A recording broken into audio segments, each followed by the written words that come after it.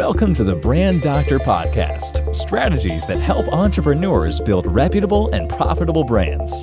Here's your host, Henry Kaminski Jr. All right, what's going on, guys? Happy Tuesday. Pradeep and I are back in action. Pradeep has just got back from a pretty awesome Tony Robbins event, right, dude? Yeah, it was awesome. Spent actually how many days? 5 days on his finance trip. So it was all about money, wealth, business, basically how to create a lifestyle that it's literally like a dream lifestyle. So it was awesome. Had a wicked time, learned a ton, came back with a lot of to-dos. Tons of to-dos. Yeah, how do you not go see Tony and not come back with a shit ton of to-dos? Yeah, man, it's crazy. Just it really puts things in perspective. You realize the opportunity that's available in the world and how we really limit ourselves to I wouldn't say living within a box, but one of the things is if you want to make $1 million, it's just as easy to make 10. So why do we stick our heads out there and just say, okay, this year I just want to make $1 million? So it's really getting past those mental limitations, right? And I'm so glad you teed me up, because this is the conversation that I really want to get into today. The elephant in the room is you. And are you running your life and business like what I'm about to tell you? So one of my Instagram posts today was a picture of an elephant. And in front of let's see if I can pull it up. In front of the elephant was attached to this little stake in the ground with this little tiny rope. And it says the elephant is held back not by the puny rope, but by its belief system. So they never try to break free. And so my question to you guys today is this. Are you living your life and business like this elephant that's tied to this little puny string and is afraid to take the next step because he thinks or she thinks you can't? And I want to dive into this a little bit. So I just want to say what's up. What's up, Antoine Henry, one of my old high school buddies. What's going on, Antoine? Right on. Latoya's back in the house. Nicholas Kugelman's back in the house. What's going on, guys? I just want to say real quick, for those of you guys that are just tuning in on Facebook Live, if you guys want to interact with Pradeep and I, ask some questions. Nigel's back. She likes to get involved in our conversations. Drop some comments, drop some questions. Be happy. Pradeep and I will pick them up as we continue on this conversation. But I've been on a few calls this week with some clients and some prospects and some just colleagues. And man, I see this trend of fear of success. What if my business gets so big I won't, and I can't do X, Y, Z? What if I do this and X happens? And it's just been this, I keep hearing it over and over and over again. And I'm like, what's the worst that could happen? You make more money? What's the worst that could happen? You go through a little bit of growing pain and then all of a sudden you figure it out and now you're at a completely different level. Like, what's the worst that could happen? Yeah, fear's a tough one, isn't it?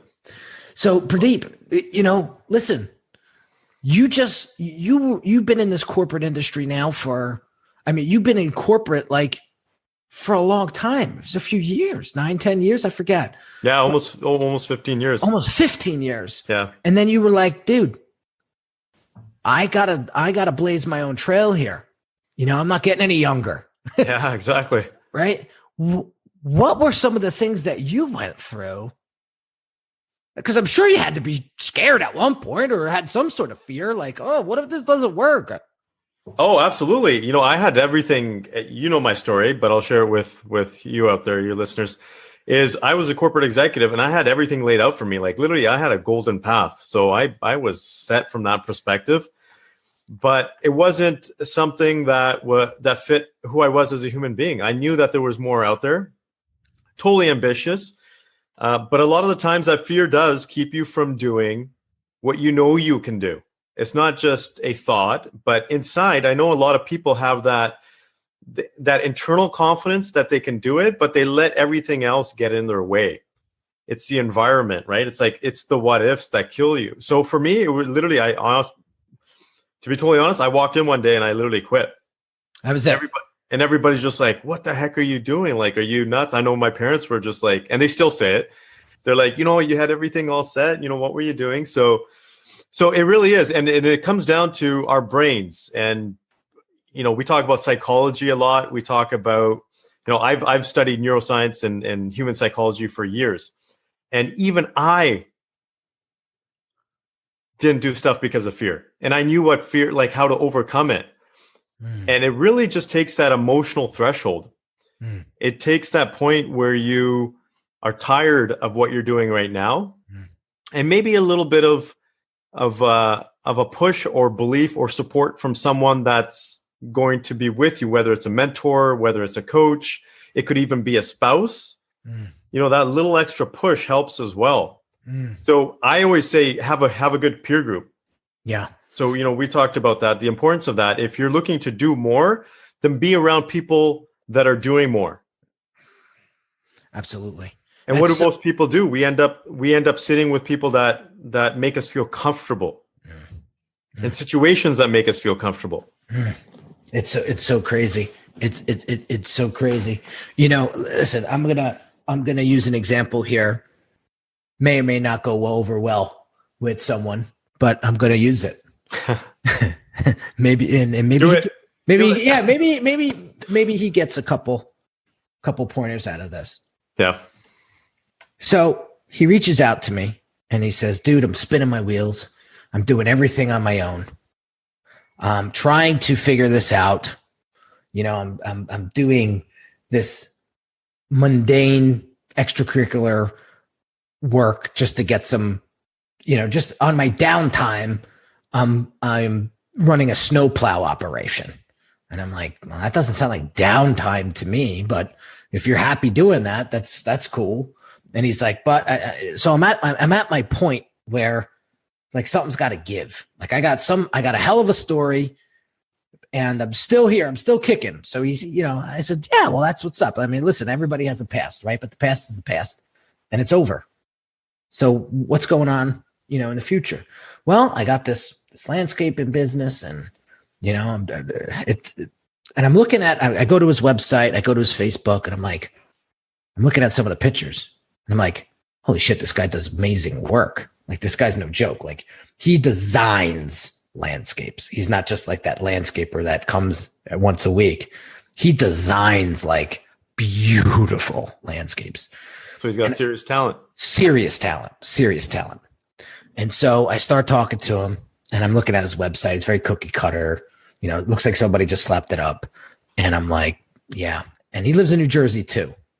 And if you guys know, there is a landscaping business every other block in the state of New Jersey. There's got to be 400,000 landscaping businesses in New Jersey. And there's got to be. And I said, how the hell are you going to differentiate yourself from the rest? And so we get into this conversation a little bit. And I told him, I said, listen, I'd love to help you. I said, I usually charge about $3,500 for the diagnostic or discovery. And, I believe that I could help you, really get some clarity and positioning here to, all right, well, let me think about it. He says, all right, I'll get back to you. I says, all right, go think about it. Let me know if you're really thinking about it. Who goes and thinks about it? Not too many people. So anyway, he goes, and now I start to think about it. And I start to say to myself, can I really help this guy? Because if he's not in the state of mind to want to take his business to the next level, nothing I tell him is going to work. Nothing. If he's not in a forward trajectory, it's going to be real tough to get him going, right? 9 times out of 10, when people hire me, they're in that forward motion. And so I'm just guiding them and pushing them forward, right? So they don't go off track. So I wake up on Saturday morning and it was early. It's like 6 a.m. because I was feeding Dante. And I says, you know what, Aunt? I says, I got a couple more questions for you. And I threw a couple questions at him, right?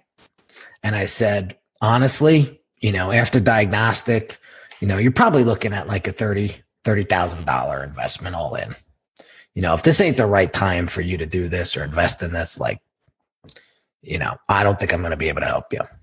And he wrote back and he said, yeah, I appreciate our call. I was thinking about it too.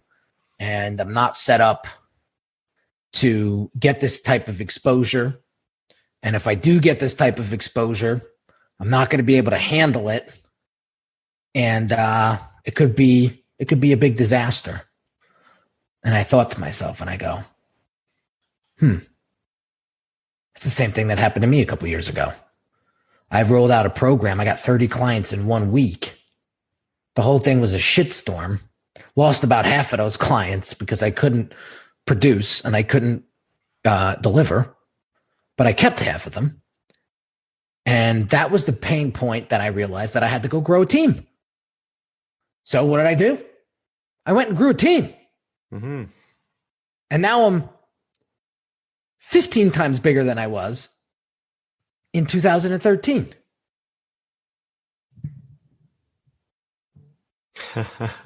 I still got a pulse. I feel my heart breathing. I'm here with Pradeep. I'm alive. Yeah, awesome. I'm still here. You made it. Wow. And that's my point. Are you going to let these fucking excuses dictate your life? Or are you going to start living your life? Like, stop it already with the, I don't know. What if? Yeah, what if you start living your life the way you want to live your life? Yeah, what if, exactly. Right? What if you start living a life that you're proud of? What if you start living creating a business that you are proud to promote? What if? Right? So it's how you look at things. Oh, absolutely, man. It's all perception at the end of the day. It's all mindset. Yes, exactly. And here's what I want to talk about. I want to talk about that because I had a woo and a half conversation with with a colleague of mine, and I actually brought him on. I brought him on for 15 sessions because I thought this guy was so powerful. Guy by the name of Adam Walton, and he really opened up my mind in the mindset world and how I was thinking, how I was programming my brain in 2018. And I said, I got to call time out because I feel like I'm going down the wrong direction. I feel like I'm chasing money again. I don't want to do that. And so he started talking about how there's one thing in life that's 1,000% true. There's one thing in life that's 1,000% true. And it's this. You exist. You exist. Mm-hmm. So everything else, you could question. Everything else, you could question. Can I just throw something in there too? Come on. I think absolutely. I think even Warren, this is something that my grandfather taught me, and he was pretty religious. He was a religious man. He said, I'm just going to add on to that. He said the one truth in everybody's life is that everybody dies. Aha. And death is there for a reason. It's for us to realize that we're immortal and that we need to live this life to the fullest. So that, to me, I think about that every single day when I wake up, when I'm fearful of stuff. And trust me, there's stuff out there that still scares the hell out of me. And what do? Is if you compare your fear today to your worst fear, the fear today looks pretty small. Mm-hmm. So my worst fear is really leaving my family. I know one day I'll be gone and I won't have those moments with my children and my wife again. Mm-hmm. So whatever I'm fearing today is literally next to nothing. whether it's making a pitch to a massive client, or, going up there and speaking in front of a group of people, or just taking a new business risk, man, that is so simple. And, it's funny. I was on the trip. We were out in Idaho and we were skiing, and I literally have not skied for years. I'm talking like 20 years, dude. And it was a gong show. And it was crazy. And I would literally, there was a point in there where I'm on like little tiny rabbit hills, right? And I'm looking, and I'm actually sitting there thinking, oh my God, I'm scared. I'm fearful. And we were lucky enough to have a group of ski instructors around us. And, the guy said something that really hit home. He said, man, you got to get mad at the ski hill. You got to get pissed off. He's like, if you're going to sit back and question yourself, it's not going to work out. You got to get mad at it. And he literally just at that moment, I just took that and said, you're absolutely right. I can't be fearful. I got to be pissed at this thing. And I just hit it after that. Like nothing. Even if I bit it, which I did tons of times, I was still having a blast. And it's those moments, when do we most feel alive? It's those moments when we take a look at our fears and we do as much as it takes to actually get past it. And then we look back and we say, that wasn't so bad. And look at me, what have I become as a result of that? And it's so funny because everything you want in life is right in front of you. And this sounds so cliche, but everything everything you want in life is right in front of you. Everything that you have in life right now is because of you. So anything that's out there that you want can be done. You just got to want it. Absolutely. And you got to have that passion. You got to have that drive. You got to have that anger in a good way, maybe, right? I got to watch it because when I get angry, it's a different story. Yeah. I'll start punching the damn hill. You know what I mean? So I got to watch that. But the funny thing is you got to want it that bad where nothing is in the way. And you will just do whatever it takes to make it happen.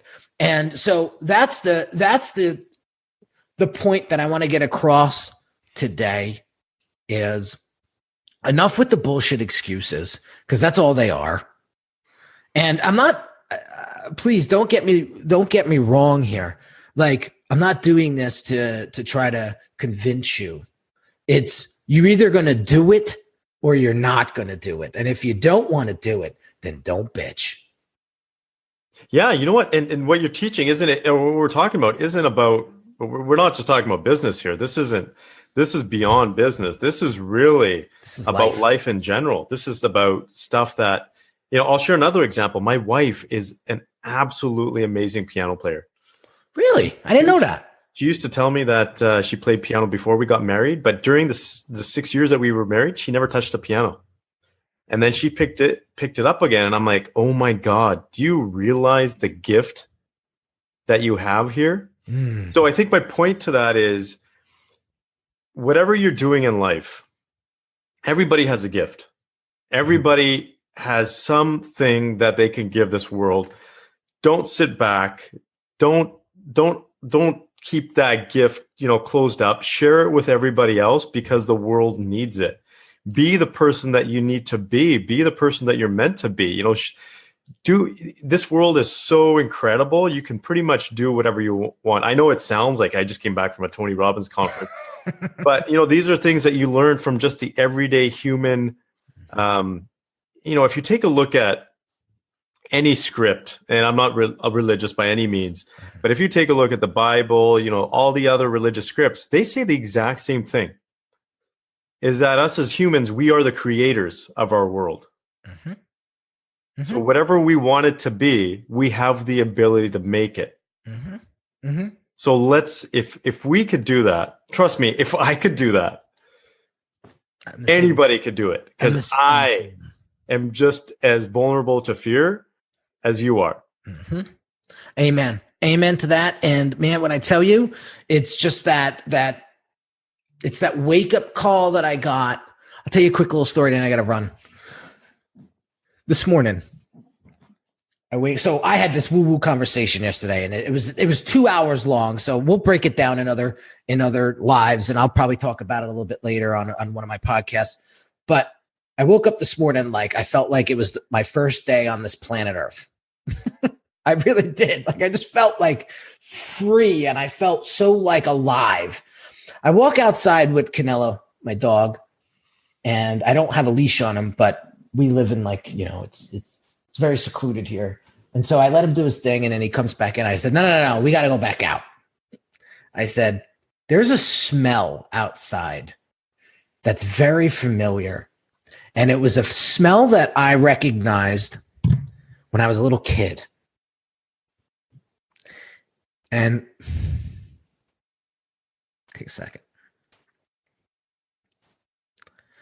So my father and I used to snowmobile as a kid. And we would go out together, and it was a lot of fun.